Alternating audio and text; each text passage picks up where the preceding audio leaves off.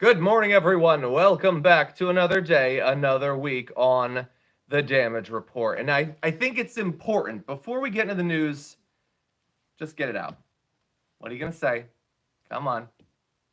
Come on, just say it. Send your comments. I see you, Mama Bear Dragon. I see your comments. Why does John look like he's going to ask me if I've heard the good news? That's pretty good. Hold on. That's Zakara. Hold on a second. You know what? I'm going to do something I've never done before. Zakara, watch the full show, by the way.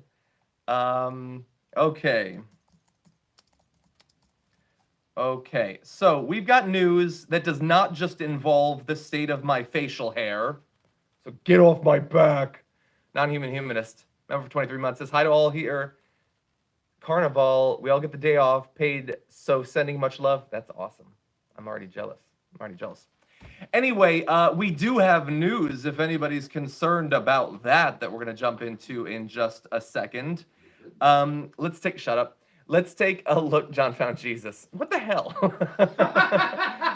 Okay, so we've got COVID news where not much has really happened. Deaths at 330. That's good. That's actually very similar to, it feels like almost exactly what it was at on Friday. No, 327. Sorry, we got the update. Oh, okay, good. We're having some internet troubles here. So here is the good news. Deaths set a new low at 327 for some time, a low. I'd love to get, below 300. Test positivity rate is at 9.4%. 10% is the lowest that I've seen in months and months, so that's a good sign. Gas prices just barely down from a week ago, about 4 or 5 cents on average lower. So that, I guess, is what passes for your good news. Will the defendant please rise? You son of a bitch, Jason. Anyway, he's a junior partner at Better Call Saul. Is John going to Fox News? Nice. Anyway. Okay, Janet, I do disagree about the consensus. I think it is highly negative. Okay, anyway, we do have actual news to talk about in the next 8 minutes or so. But I am going to say that while I might look like your friendly neighborhood Mormon, I can be brutal when necessary. And if we don't get to 1,000 likes, you don't get to hear me make fun of Donald Trump crying over Jimmy Kimmel. So hit the like button if you haven't already, or else Trump just walks free. Unmocked, is that the world that you want to live in? I don't think so. So hit that like button, everyone. Okay, so very briefly, I want to talk about this. The National Day of Hate. So you might have seen going around over the weekend, I think back on Friday maybe, it was trending on Twitter, this idea that there's going to be this big coordinated thing around the country, different hate groups, National Socialists, and all of that stuff. It didn't really happen. It didn't really come together. And the interesting thing is, I'm not gonna name names or whatever, but I'm in some DM groups of people, including people who track like extremist groups, and they were saying from the first time that it started to trend, there wasn't any honest talk of that, like on those actual sites. So what this seems to me, like I don't know that the people that helped to make it trend. Some people are saying the Krasensteins were important or whatever. It is possible that everyone who was freaking out about it on social media initially was totally genuine. And look, I think that the people who second and third hand were freaking out very much were being genuine. But sometimes, like, it's this difficult mix where you do have to rebut evil. You have to let people know about what the other side is doing. But also, it should accurately reflect how much of it there is. Like, if QAnon was 0.1% of the country, should we talk about it every day? Probably not. When it hits 30%, then yes, we probably have to. So this is a case where I feel like maybe more harm was done than good for something that didn't really end up being anything anyway. It looks like you're getting married again. Anyway, Stone Crab Angie, I'd take a week off to go to real estate school and come back. John looks like this. What did you guys do to him while I was gone? Hey, everyone. I want to start to get some of these goddamn progressive politicians on here. And if the only way to do that is to make this place a little bit more reputable, I can throw on a tie. I can do that. Anyway, no, I'm just mixing it up. Can I mix it up? Can I mix it up sometimes? Anyway. If you'd like to know what Fox is going to be freaking out about this week, here's your preview.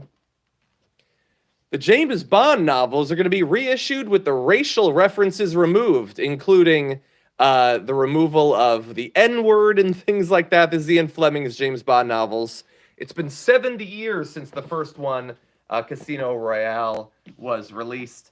And look, if you thought that the right wing freaked out about the fact that Roald Dahl stuff was getting replaced, thank you, Stone Crab, I appreciate it. Wait until you see this, like, icon of white masculinity being wokeified. Yeah, they're gonna lose their minds. Here's the thing: I've read 3, 4, 5 of these books or whatever. Yeah, there was weird racist stuff in the early ones. I don't know if James Bond used the N-word. I don't remember that, but I do remember some really weird racial stuff. They want to sell more of the damn books. That's what they want to do. It should be kind of a hard sell anyway, because those early ones, they were not great books, honestly. Like, I get why people found the character to be iconic and interesting, but no, they need to be updated. And there's plenty of other, like, God, why are people going to freak out about this? Okay, we're going to move on to other news. Again, if we don't hit 1,000 likes, I'm going to let Donald Trump's pathetic behavior get a pass, okay? Is that what you want? So, a little bit of a preview for, today's the 27th. The 28th, apparently, is when some of those Supreme Court student loan, they're going to be going over that. I don't know how fast we're going to have, you know, what their actual decision is, but we're going to be tracking it. Don't worry about that. In advance of it, though, some people think that maybe the Supreme Court won't be as terrible as you might be expecting because the justices themselves have a lot of student loan debt. And when I say a lot, I mean a lot. So we've got Chief Justice John Roberts apparently has, how much student loan debt do you think he has? Edwin, how much student loan debt do you think Chief Justice John Roberts has? That he has? That he has. Has. How the hell can I you think have? right now. Yeah, right now. Maybe it includes their kids. I don't know. 175. No. He said 175,000. $600,000. How? I don't know. But Neil Gorsuch has 300,000. I don't know if that includes their kids. But the idea is they have a huge amount of debt, and maybe that will sway them. Maybe. Sometimes for conservatives, it takes... This is way too early to be calling me. I'm joking. Sometimes it takes it affecting them for them to be willing to do something. I don't know. We're going to see. It's hugely important, obviously. Okay, I don't have time to make fun of Andrew Tate saying that he punched a ghost in his cell. So what we're going to do, I know, isn't that a crazy sentence? So here's what we're going to do. If we get 36 more likes, I'm going to go on to the final story because I've only got a few minutes, unfortunately. If not, then I'm going to bid you adieu. Okay? Is that what you want, people? Is that what you want? We need 18 likes, okay? No, he supposedly actually punched a ghost. We're going to make fun of him on the show tomorrow. That's what we're going to do. Hey, we passed 1,000 likes. Look, never listen to anyone who tells you that threats and ultimatums don't get you what you want. Okay, so here's what happened. Back during the first years of the Trump administration, obviously there was a lot of mockery going on about Donald Trump. Now, that's not that different from what the last couple of decades have been. He's a very mockable person. But obviously the late night shows started to do basically nightly coverage of him, making fun of him, and he didn't like any of that, Donald Trump. But apparently, as much as he has at times complained about Stephen Colbert, he in particular had an issue with Jimmy Kimmel, apparently. So apparently, Trump was so angry about this, and this is the sources for this are two people who worked in the Trump administration, that he directed his White House staff to put pressure on Disney's top executives to try to force Jimmy Kimmel to stop making fun of him. There were two separate phone calls. This is around the end of the first year of his presidency. So the end, I guess, of 2017. I guess I was in the Arctic or whatever when this was happening.